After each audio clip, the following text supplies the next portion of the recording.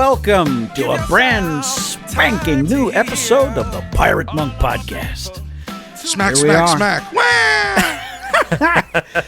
Coming to you live and in color from the Treehouse here in Franklin, Tennessee, presided over by our executive producer, Mark Whitlock. Hey, Mark. Good morning, good afternoon, good night, depending on whenever you're listening to the podcast. Oh, yeah. See, I forget that. The strange thing to me is when people comment about, the conversation we had on the podcast, but it was 4 years ago. I forget. You're expected to remember everything that you said. I forget that these things live in perpetuity. It's a little frightening, isn't it? Absolutely. Yeah. And Aaron is joining us from the left coast. Hey, Aaron. Good morning. It turned bitterly cold here in Franklin overnight. Well, not bitterly cold, but the temperature dropped. However, this is balmy in comparison to where I'm going to be tomorrow night. Uh-oh. Yeah. You're headed north again, huh? Oh, man. And Rick Verkirk, my friend up there at Promise Keepers Canada, was kind enough to send me a screenshot of the weather forecast. I'm going to Winnipeg, right? And then Manitoba. And then the weekend after that, Calgary, and then the weekend after that, Regina. I don't know what it's going to be in those other places in the far west of Canada, but when I arrive in Winnipeg tomorrow night at 11:30 p.m., it will be -4 Fahrenheit. No. Oh. But I will enjoy the warm company of those friendly Canadian brothers. Yeah. There you go. And Aaron, I think we've continued to give a weather report at the beginning of every new podcast in 2016. I wasn't going to say anything, but I will tell you, it was incredible weather around the San Francisco area in the last 5 days. Brilliant. Yeah, tell us about that trip. Yeah, tell us about where I was, what I was doing. Yeah, you took Caleb up to San Fran, right? Yeah. So I've got I try to take adventures with all the kids on a regular basis, but Caleb is very much an adventurer. And we have a guy at our church that did his discipleship training with YWAM in San Francisco, which is only like 3.5 hours away. So we like to send groups with him for weekends. And quite frankly, if anyone is in the San Francisco area, I think you should contact them and go hang out in what is called the Tenderloin District. Mm-hmm. It's an area of San Francisco with the most dense population of homeless just living out on the streets. And there is nothing more, I'll use the word relaxing or renewing in going. And the ministry that they throw you in isn't really ministry, although you're ministering to people. You're just taking hot chocolate after it gets dark at like 9 or 10, walking around the blocks and giving hot chocolate to people and having conversations with whomever would like to. During the day, you make sack lunches, and you don't just hand them out. You ask to have picnics with people on the streets, and you make a sack lunch for yourself and for them. And it's just, man, those people are so, if they don't want to talk to you, they just say no and walk on. But if they do, they want to hang out and talk and have a nice chat, and they're appreciative, and often they end up praying for you, and it's just, it was great. So Caleb and I had a wonderful time meeting all kinds of new friends on the streets of San Francisco. Wow. And how old is Caleb now? 13. What a fantastic, memorable weekend with Dad in San Francisco. That's awesome. Just awesome. The thing I love most about what's in his head right now is if you were to say, "Oh, did you go and minister to the people on the streets?" He would not have any idea what that word means within the Christian canon of vocabulary. To him, he would just be like, no, he just went and met some people and hung out. Like, it doesn't have to be titled ministry. It's just life. And I love that. Oh, that's so much better than thinking everything has to be labeled as ministry. That is wonderful. So, yeah, we went across the bay, just so you know, and hung out with Brian Kay after that, one of our pastor pirates that I know you love, Nate. Oh, sure. I love Brian. We were going to sleep on his boat. We tried to take it out sailing, and that did not work.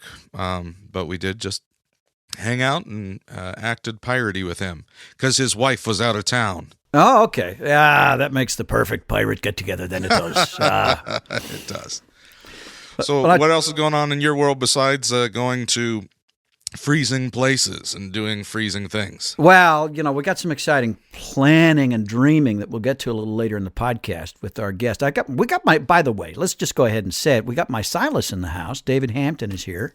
Hey, David. Hey, guys. Great to be here. Yeah. Nice to have you. And David's going to be telling us some stuff about you this morning, right? As your Silas. That's right. Exactly. Yeah. That's right. Explaining how we're supposed to be very specific with at least one person. So we need some proof that you have been specific. Yeah. We're calling the episode all about Nate. Yeah. Oh, Perfect. man. I was in Ottawa this last weekend at another PK event. It's crazy. I was convinced getting there that I hadn't been to Ottawa since 1977 when I went there with Allie on a day trip during our engagement period. We went up and so I have vivid memories of being there in 1977. So that was going to be my open when I talked that night. But I'm in the green room in the back, and this guy comes up and says, Nate, I just want to thank you for, the Lord really used you to change my life when you were here 5 years ago. Whoops. Oh, and that trip. Yeah, that trip. Yeah. Oh, man. And if we have any listeners from Ottawa, you really aren't that forgettable. It's Nate. It's not you. Yeah, it all kind of blurs together, but at the same time, what a privilege it is to share my story. Even though I've been sharing the same stuff basically with this group for years now. And I'll tell you, I got another piece of encouragement. I was only there for one night, but on Saturday morning, I went down for the continental breakfast in the dining room at the hotel at the Days Inn, and this guy asked if he could join me, and he had driven over from Montreal, and he was French. He was very French, and he spoke with a very French accent. It was kind of very French. And he said, what he said was he just wanted to encourage me. He said, I don't know if you wonder whether you're making a difference, whether you ever get tired of saying the same thing over and over again, or you get tired of leaving home and leaving your wife. And what he really did was he kind of restated what had been going through my head the night before. Wow. And then he just spoke these words of encouragement and affirmation. And he said, most of the men you're speaking to are hearing it for the first time. You need to keep saying it. And it's, God honors the sacrifice. And it was just so beautiful. And then at the end he goes, and I'm not just being nice. He goes, I'm French. We're not nice. He goes, we're awesome. direct. That's great. A self-aware Frenchman. I like it. Yeah. It was beautiful. It was a wonderful gift there. Mark, you make the magic happen here. I don't even pretend to understand what you and Aaron do to bring this thing to life and to share it. But so I know you in this context. Yeah. I know you outside this context as well, but our listeners don't. Any major life lessons this last week? Well, I got really angry this last week. I felt like I was stuck in an REO Speedwagon song. I heard it from a friend who heard it from a friend who heard it from another. Your finances are in crap shape and you're in your 40s, so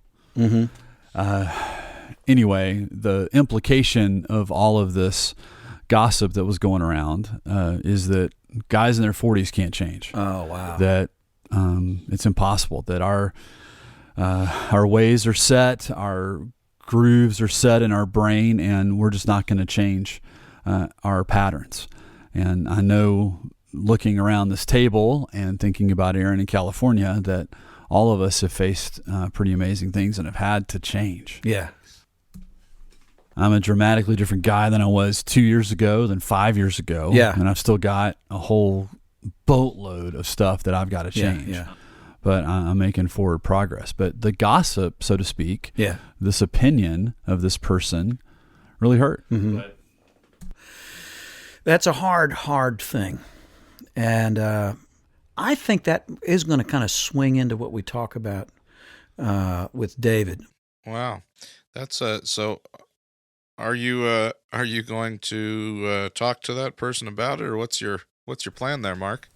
Well, I've checked it in with my Silas, and I've talked about it at length with two guys that I trust, and I'm just going to leave it in the world of gossip and turn the other cheek. How do you respond when somebody is essentially gossiping or maligning or judging another brother?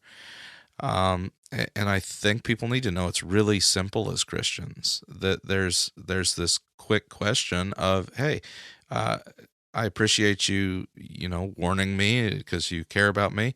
Have you talked to Mark about those concerns?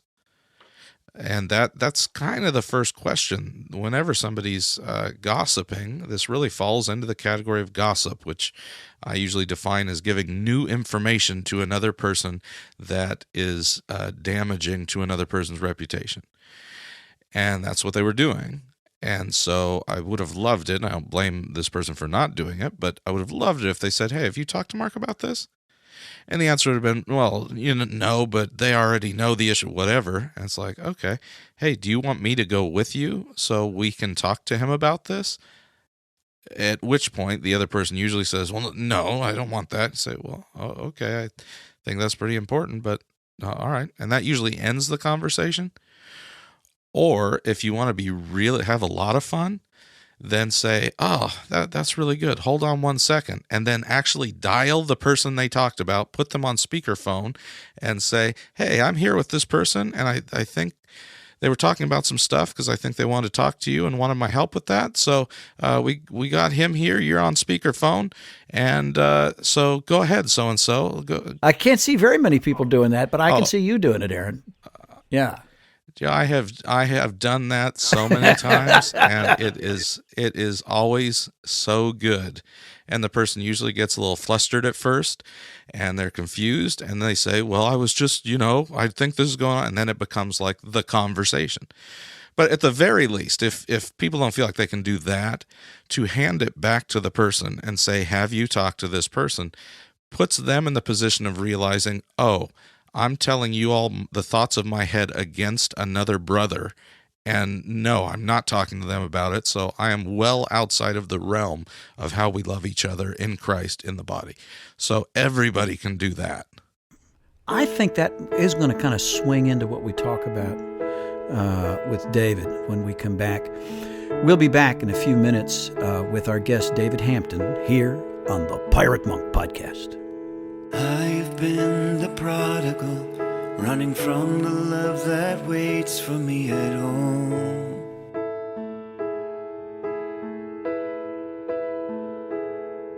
I'm the unforgiving brother, judging others on my righteousness alone.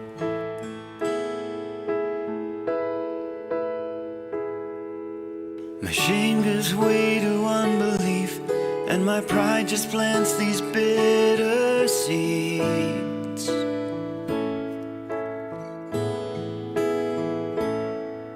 My heart cries from its hiding place, I'm waiting here for you.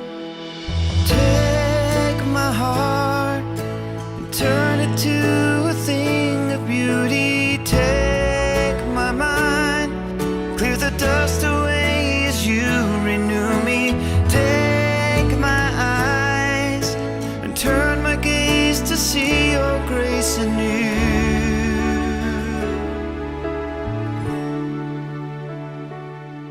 Take all that I've acquired until all that I desire is you.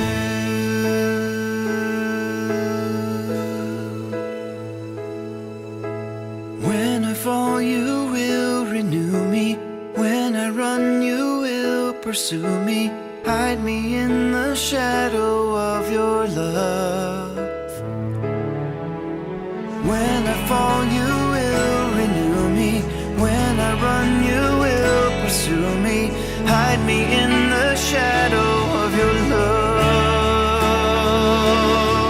Take all that I've acquired until all that I desire. So take my heart and turn it to a thing of beauty. Take my mind, clear the dust away as you renew me. Take my eyes and turn my gaze to see your grace anew.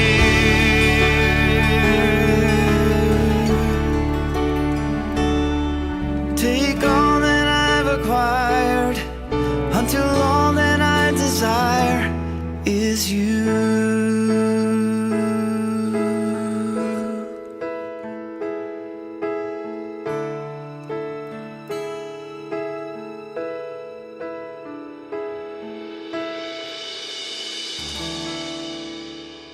And we're back in the Pirate Monk podcast.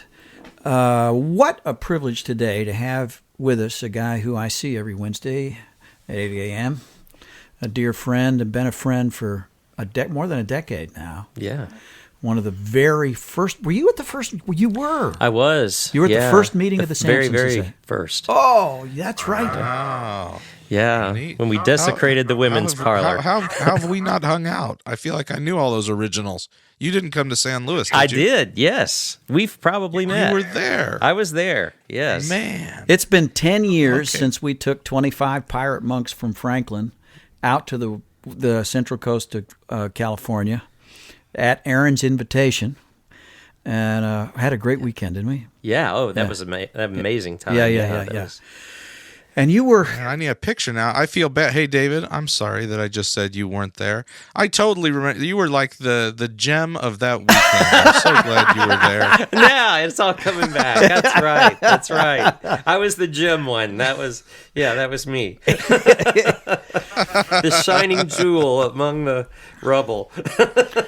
Now, David was and still is today the director of worship at Christ Community Church, which is the church where Samson was launched. Right. And it was that a bit of a risk for you as a staff member to show up at a Samson meeting? Well, it was, especially initially, because I had, so many secrets. Mm-hmm. And that's why I think it took me a year of coming to Samson before I ever took you aside and said, I think there's a problem. Mm-hmm. And then Nate took me to my first AA meeting and took me more than once and began to walk me through my first steps of recovery. And that was how I began to learn the power of confession, was up in those rooms. But it took me about a year to really open my mouth and trust that it wasn't going to make the bulletin. Yeah.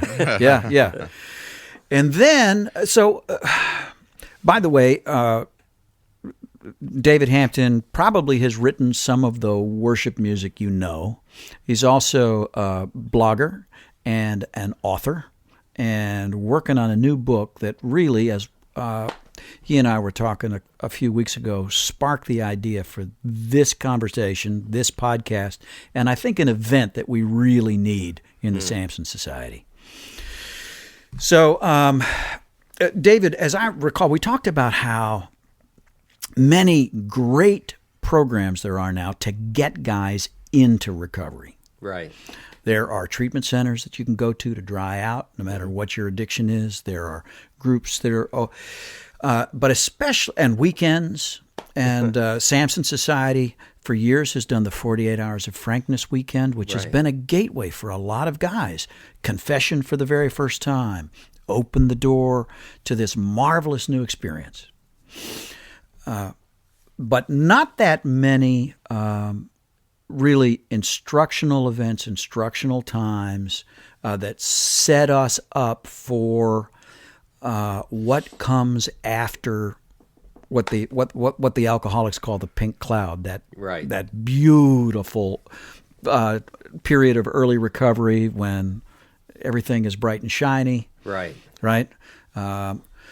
So tell us a little bit about the where your thinking is going on this topic, how you got to the book you're working on, and put it in the context of your own story, will you, David? Yeah, absolutely. And again, thank you for having me. This is always fun, and I just enjoy being with you guys a lot. It actually started with a question that my counselor asked me. And my counselor is a drug and alcohol specialist in Nashville. She used to have an office on Music Row, which I used to accuse her of, soliciting walk-ins because Music Row and, a drug and alcohol specialist, I accused her of wanting to be the Great Clips of counseling because her location alone was, pretty just an ideal. open door. Yeah, it was perfect.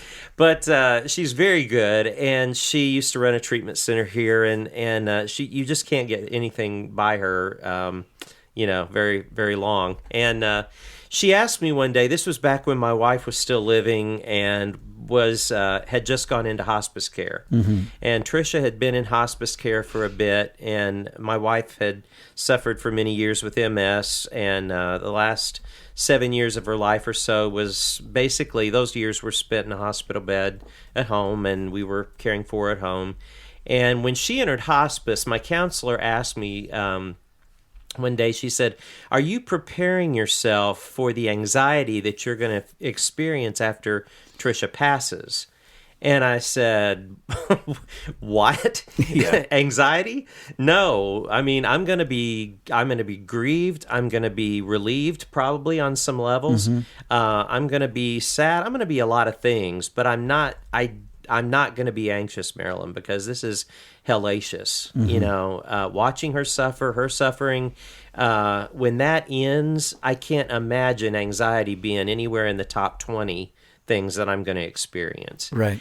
And how counselors do. She gave me the counselor nod and the polite grin and the we'll see kind of look. And she said, the reason I'm asking you that is because in Tricia's disease, you've become a caregiver, and you won't be after that.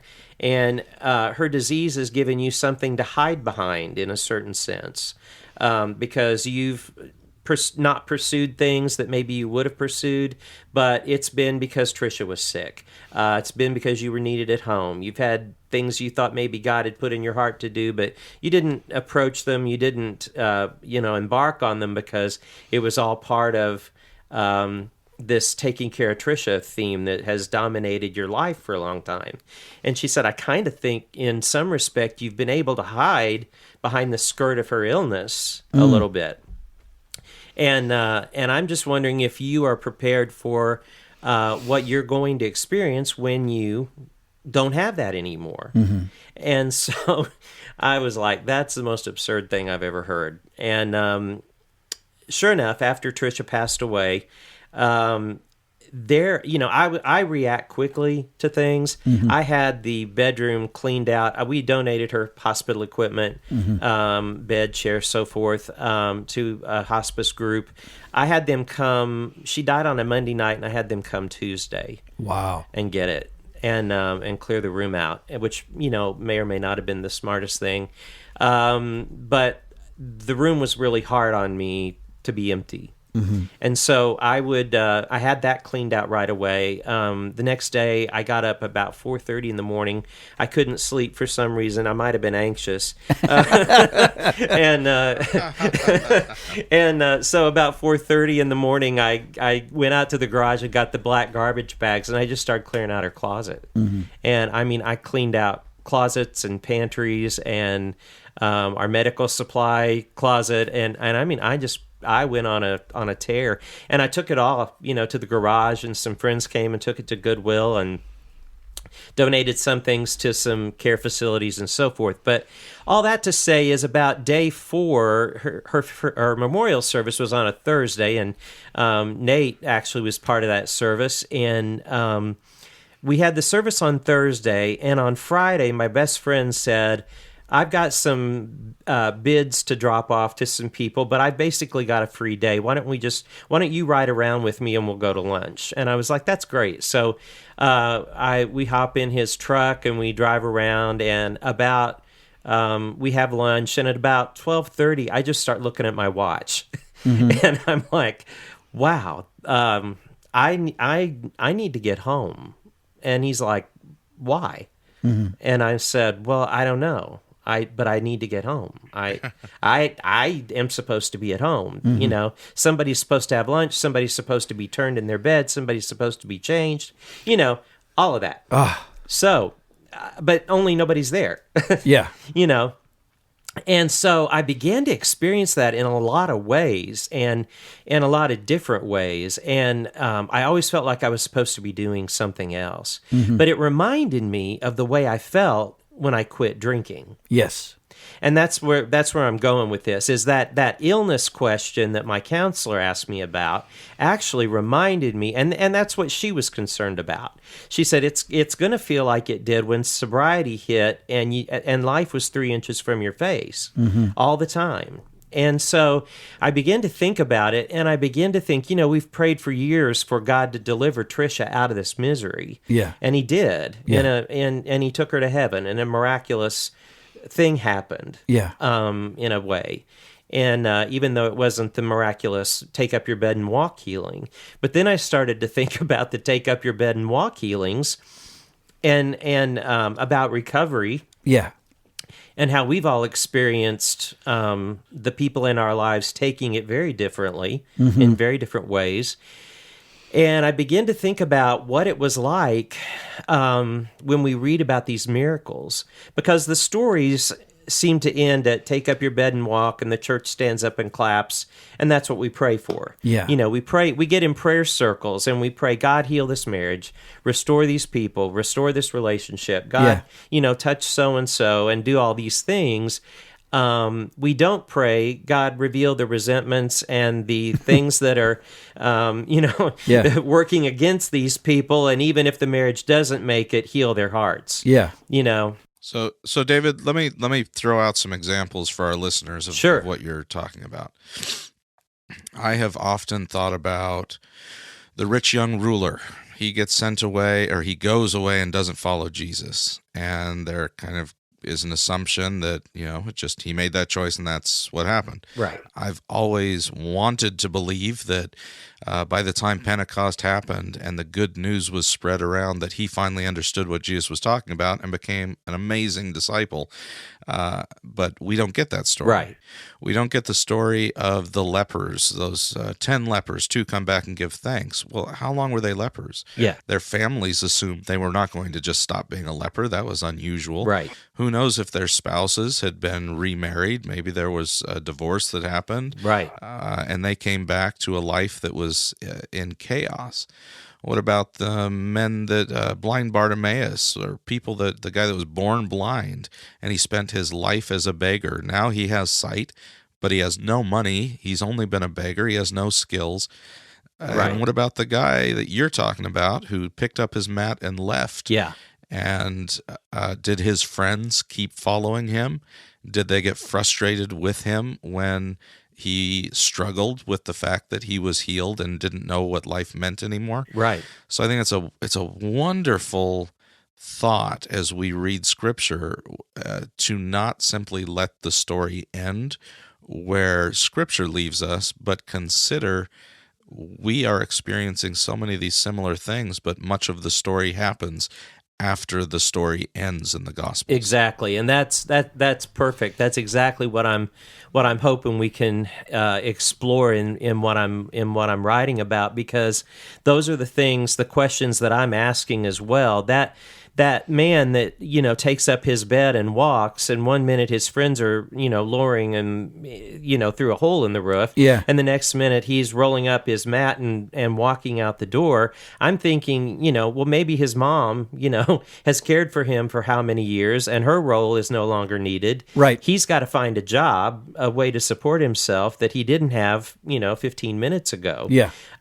He's got relationships that are going to, you know, he's trained people how to treat him Yes. And they suddenly aren't necessary in that capacity anymore. So relationships take on a different connotation in that life. Yes. And that all happens to us as we get sober and as we begin to walk into a new way of being. And frankly, some of our family members and friends can make the journey and some of them can't. Yes. And that's the part we're not telling people, I think. Yeah. There will be people that can make this journey with you, and there will be people who cannot make this journey with you. But your life is going to look different because the responsibilities that you suddenly have, because you suddenly have opinions, you suddenly are engaged, you suddenly have a little more time on your hands. Yeah. So let's just face it, after some things go away, there's a little more to work with in your life. Yeah. And but your family may not always remember your sobriety birthday. Yeah. And you're a long way from a parade. Yes. Because they're still hurting. They're still doubting you, maybe. Because I quit drinking about 97 times, and I always blew trumpets before each one. I liked to make big pronouncements and promises, and it was part of my shame cycle. But anyway, it was part of the way it went. But these people in the Bible, exactly the point about the fact that they walk out of the story and we don't really know where it went. It tells me, though, that there's a real good possibility that their lives just didn't suddenly get so smooth and so easy because they were well. Because when you get well looks like a process, and well is something that everybody doesn't always celebrate. Right. Yeah. And that's hard. It's hard to talk about. Yeah. And it's not something that everybody initially trusts. Right? So I know that from my story. We had a frosty few years during my early recovery. Allie, I am grateful to say, was never unkind. And there are guys who have so wounded their wives, and wives are so angry and resentful that they lash out and say terribly hurtful things. I'm grateful that my wife didn't do that. Right. However, she certainly withdrew emotionally out of a sense of self-protection, because there's no way that she believed that the guy who turned over 1,000 leaves had finally turned over the last one. She didn't trust it. Right? And that... I tell guys, I have the privilege of pulling a lot of guys out of the soup and into the boat. And in that kind of setup, introductory talk, if a guy's married, I make sure to tell them, first of all, there's no guarantee the marriage is going to survive. Right. None at all. This is your best chance for the marriage to survive. But it's not entirely in your control. You can only control your part of it. Strap in at least a minimum for 2 tough years. 2 tough years. Yeah. Right, and understand that even if your wife comes to the point of trusting you again, that's going to be a gradual process with ups and downs. She'll have good days, she'll have bad days. So don't get too optimistic on the good days. Don't go to despair on the bad days, and recognize that she can be triggered by something you don't even recognize. Allie would be triggered by a tone of voice. Wow. Yeah. That just reminded her of me during my years of active addiction. Yeah.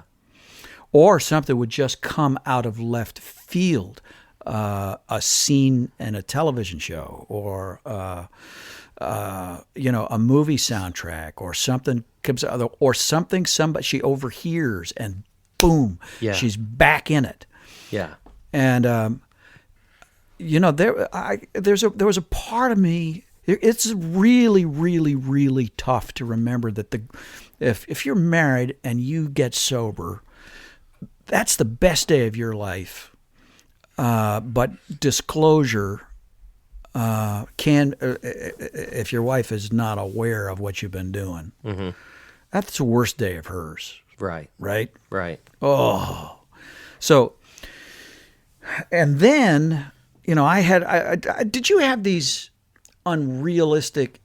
Did you have the pink cloud experience early in recovery, David? Oh yeah, Yeah. Talk about that, and then I was an evangelist for for recovery. An hour and a half in. Yeah, me too. I'm buddy. ready to share my story with the world, and thankfully, I had a really great first sponsor in AA that just said, "Do not talk publicly about this for a year." Yeah. I was just so good. Don't do it, because there is so much that you're going to experience yet, and you haven't walked through all the, even like step work, and just you haven't even begun to embrace your resentments, or we haven't begun to address the ways you've wronged people and your amends and things like that, and you don't have any business getting out and just I am well, because he said that's kind of a curse, know. But I experienced the big pink cloud, and I think that and one part of it, I think about the lepers who did come back, and it says, they gave thanks. They bowed before Christ and gave thanks. And I think that where desperation and gratitude intersect is where worship happens. Mm-hmm. And so when the church... Oh, wait, don't move on, David. Solid again, but okay, slow. sorry. Aaron wants to tweet that real quickly. Okay, let me give you time to click that out on your handy gizmos. I want people to soak that phrase in. That's a worship pastor talking. So listen, everyone listening. I'll say it again, since you guys liked it. Now I'm encouraged. But yeah, where desperation and gratitude intersect is where worship happens, and that is one of the reasons I think that we all experience God in more powerful ways in our recovery communities than we do in church services. Yes.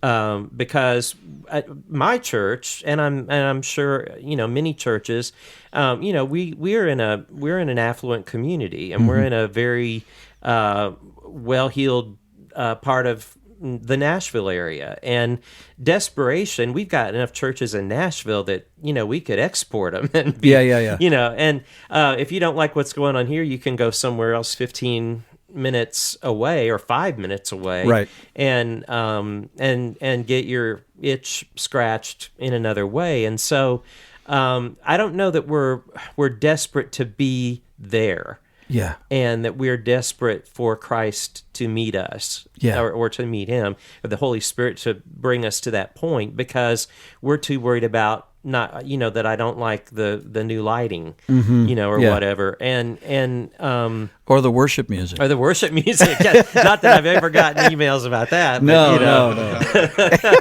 People are so quiet when it comes to that for some reason. Never have an opinion about worship music. Never have an idea about that. But yeah, we're not really desperate as a whole. And I think that in those of us that have experienced recovery, are experiencing recovery. We know, let's face it, when you're in a dumpster gathering up your booze and putting it back in your car to take home and drink that night, and you realize that normal people don't do that, that kind of takes you to a different place. Hey, I went into the dumpster myself, not for booze. I went for porn, but same thing. Okay. Yeah. And you just realize that not everybody's out there up to their waist in orange crates looking for their stuff they threw away that morning in a fit of, desperation and crying to Jesus, and it's not running down our face. And so, I think the desperation and gratitude in that leper, is huge as a picture of true worship. Yeah. But at the same time, like we've said, he's going to get up and he's going to leave, and he may not have home to go to, and home may look very different. Yeah. And one of the things I want this book to address is expectations. Yes. That we have, and that we can at times impose on the people around us. Yeah. Because after the miracle, we all want the miracle, but after the miracle, Jesus does not put us on a white horse and ride us off into the sunset. Yes. That's just not his. At least it hasn't been my experience with Jesus. Yeah, yeah. You know, he's more the. Well, I want to touch on the. It's not the flip side. It's funny, the line between the addict and the person who has been the caregiver. You played both those roles, and I have no doubt how being in that really hard situation with your partner that God gave you, your helpmate, being the caregiver for your wife all those years, that's, you also were the addict in that and played both roles. And Right. when you talked about your counselor talking about the anxiety, I wished I had someone that could have talked through that with me during a time in my life where I got to be the caregiver in a hard situation, not in the same situation as yours, but every day was a fight that drove me towards God, where I was so much better as a man in many ways because I was so desperate. And then when that was just taken away from me after an extended period of time, I was so lost in my own identity because I saw myself as like, this is like, I'm doing real life. I'm a superhero. I didn't say that to anybody else, but I felt pretty damn good about myself. Right. For the level of patience and love and connecting with God. And when that was gone, there was so much identity confusion. I had wrapped so much of myself into things that weren't Christ that when they were gone, it was just a lot like a pastor who one day retires and he wakes up the next morning, he's not a pastor anymore. Who is he? And that goes with tons of jobs, not just pastors. Right. So the loss of identity, and I feel for all these guys, not just the mom of the guy with the mat that takes up his mat, and now she doesn't, she loses her identity, and maybe he doesn't know how, maybe he wants her to still do things for her. He doesn't know how to not expect that. Right. But just the confusion, and I think that's where a lot of the anxiety comes from, is an identity confusion that only a gospel identity can replace. That's the only replacement for it, is the one that will stick through every season. Because Right. all those people that got healed got sick and died again at some point in their life. Right. Exactly. Healings aren't meant to last. It's just meant to give us the next phase of our journey where Christ is still supposed to be central. Right. Yeah. So exactly. talk a little more about that, because you had to feel like a hero, and then you lost that status. Yeah, I did. And what was really funny was that Trisha's condition really, for a lot of my friends, when I was drinking, it kind of gave me a pass. Mm-hmm. My friends kind of said, well, if I had your life, I'd drink too, Yeah. I mean, hell, this sucks. I Yeah, mean, yeah, that's yeah. kind of what they would say to me. Sure. And so I would feel like, And you're does. you're thinking in your mind, stop saying that. This is not helpful. Exactly. Especially when I, was on number 96 of 97 times quitting, Yeah, yeah.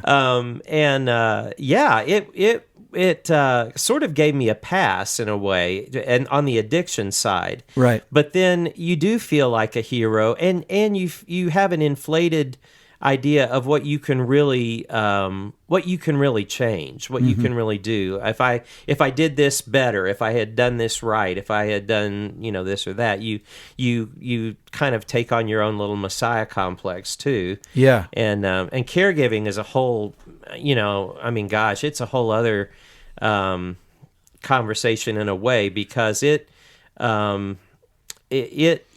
brings with it, talk about changing roles. Yeah. My wife became a person who, because of the progressive nature of her MS, in the last year or so, she was very confused. She didn't always know certain things, certain people. Mm-hmm. She would get facts, wrong, and certain things began to happen. And she was like caring for an elderly person. And in a way, I became the nurse and she became my sick aunt. Yeah, yeah. But I have wedding pictures that said we were two relatively happy, attractive young thinner people at one point in our lives. Yeah. And so I'm trying to remember that, going, wow, how did we get from there to here? Yeah. Where did that happen? But This is a pretty important message, I think, to those people that are listening, because I know we have listeners who are spouses of people who are struggling, coming out of addiction, dealing with addiction, and that expectation for them is important to realize. Anger is going to come out because for a lot of reasons. And Nate, you just talked about how it came out in Allie, more passive aggressively than aggressively.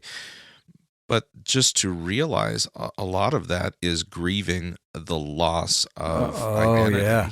right. And that's, I don't know who I am, and now I'm mad. I'm actually, in some ways, though I would never say it, I'm a little mad you're not sick anymore. Well, right. And Yeah, my wife actually had at one point, had said to me, I liked you better when you were drinking, because you weren't contentious and you weren't opinionated and you weren't nosy and you weren't, because at that point when I had stopped drinking, she was still able to function in some, ways. And yeah, it's really hard because you are a different, person that they are getting to know again. You've trained them how to treat you, but they've also played into things in a way that maybe they do or don't get too excited about addressing. Right. Yeah. And that's hard.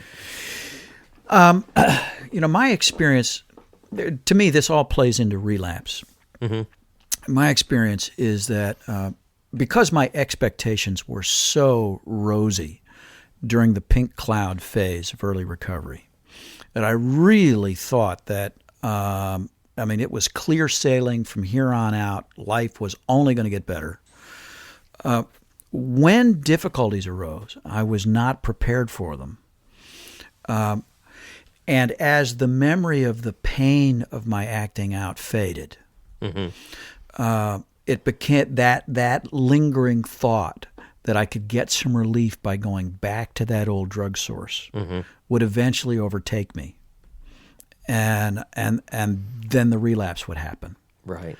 Then back to the bottom again, remember again how horrible it is, right? And start again. But I could never recapture the pink cloud a second time. Yeah. Right? Yeah. And it takes time to learn how to live as a fully aware, fully engaged, emotionally, spiritually alive person in a difficult world without the crutch of whatever our drug of choice is. And how to actually stand up and function.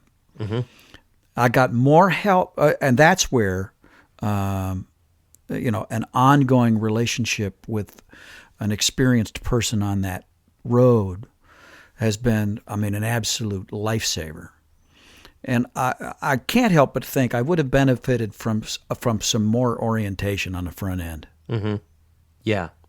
Yeah. It would be great if somebody had told us there was going to be a major upsetting of the apple cart. Yeah. And because I just couldn't figure out why people weren't more excited at home. Yeah.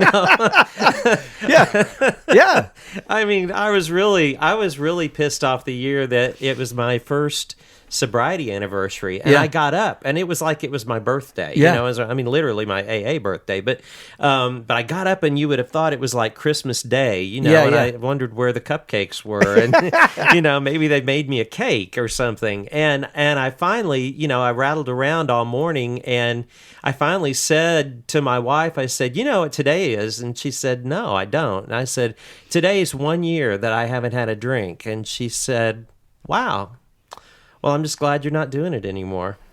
Yeah. And I thought, that's it? That's all I get? Like, no, there's not a parade. There's not, you don't have a float that you made out in the garage that you're going to put me on and drag me around. Yeah, I really did resent the the kind of nonchalant way my family treated me about it for a while, because they were kind of like wait and see. Yeah. And I thought a year was plenty of time. Yeah. Why wouldn't my 15-year-old daughter at the time be turning cartwheels for me? Yeah. And there were no cartwheels. I'll tell you what, I kept waiting for my wife's romantic feelings toward me to come back. You know what I mean? It's like, hey, it's been a year since I saw a hooker. So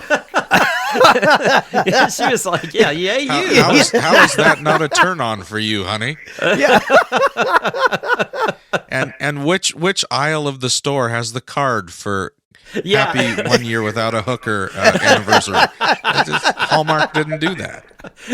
Exactly. Yeah. I'm sure Hallmark has something for this. Yeah, exactly.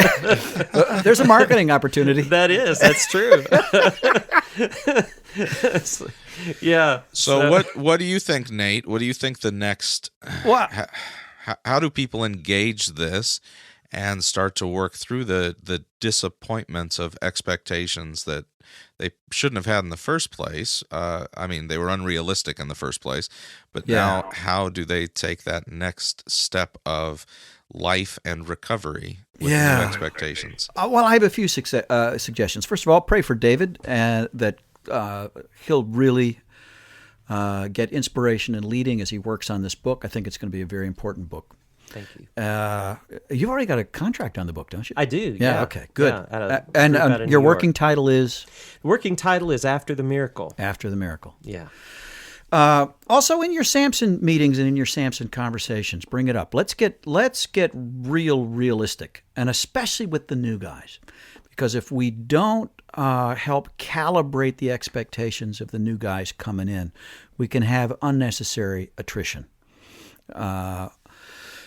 And then I'll tell you what, I think it's time to create a new a weekend, just an intensive where we can work on positive sobriety, post pink cloud living, after the miracle, conversation, training. We can exchange best practices. And I'll tell you what, I'm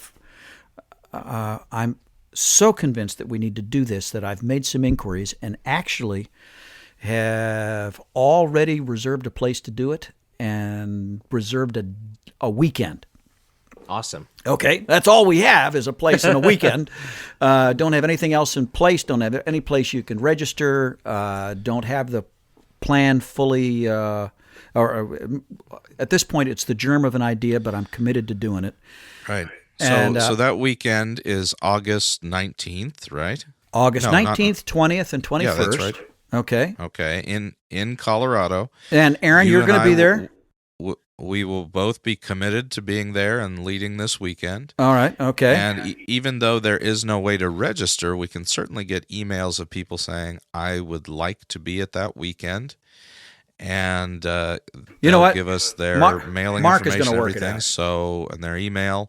And when we get all that registration information, we'll make sure those are the first people who get it. Today, you can go to piratemonkpodcast.com, click in the show notes for more information about this weekend. Give us your email address, and then you will receive the first invitation once registration opens up. So don't wait. Hop on your smartphone, hop on your computer, go to piratemonkpodcast.com/171, piratemonkpodcast.com/171, and click on send me more information about the weekend, and we'll get your email address in there, and you'll receive the first invitation for this weekend. All right, let me tell you where we're going to do it, because this rocks. We're going to do it at Bear Trap Ranch in Colorado. Cool. It's about an hour outside of Colorado Springs, up the mountain. It's in the Pike National Forest, in the shadow of Pikes Peak. Spectacular scenery, hiking trails all around. Capacity at the place is 130, so we're going to have to cap it at 130 guys. Food there is freaking fantastic. It's going to be a bracing, wonderful weekend, and this is a nonprofit deal. We're not going to make any money off this at all. That's not the idea. We're going to do our best to cover costs. I don't even. That's the crazy thing about having the Samson Society. We don't even have a checking account. We got to figure out how people can pay for this and get it done. We're going to need some help from guys on the ground in Colorado. If you're a Samson guy in Colorado and anywhere near Springs, we're probably going to need some help on coordinating the transportation and stuff. The ranch is a good 3-hour drive from the Denver airport, about a 1-hour drive from the Colorado Springs airport. And I guess I'm operating a little bit on the old 48 hours of frankness paradigm. I see us getting rolling on that Friday evening at about 5 p.m. and trying to wrap by noon on Sunday so guys can get home. More information to follow as we make it up. Yeah, exciting. Yeah. Well, David. By the way, for those of you that don't know, this is I have started more ministries in the past doing this. It's called the Paint Yourself into a Corner Ministry Start Model, where you just announce things that don't exist and then you're stuck with it. So that's it. It's wonderful. That's All awesome. Right. I love it. Okay, so send those checks to Paint Yourself into a Corner Incorporated. Yeah. Okay. Well, David, I'm so glad that you are here to talk about this, because now you have inspired something that I think is going to be awesome for the development of community and for real practical service within families and hearts. And so it's great. How important is this? Well, thank you, man. It's just, like I said, it's always great to be here, and I'm so looking forward to being out there with everybody. You are. It's going to be a wonderful time. And after the Miracle Weekend, or whatever we call it, man. Yeah. Okay. It's great. All right. Well, once again, time has flown. We've come to the end of our allotted time at the Pirate Monk Podcast, but we shall return in one form or another in another week. Well, we got a great guest for next week. I'm going to have to join you remotely, which just kills me, because I just want to hang in the same room with Raymond Presson. He is so fun. You're going to love him. So until next week, I'm Nate. I'm Mark. I'm Aaron. I'm David. I'm Aaron. Fine. Yeah. I forgot I'm supposed to be last every time. Go ahead, All try right. that again. Do it again. Nate, go ahead. One more time. Okay. So until next week, I'm Nate. I'm Mark. Oh, I'm Aaron. And I'm David. Okay, we're your friends here on the Pirate Monk Podcast.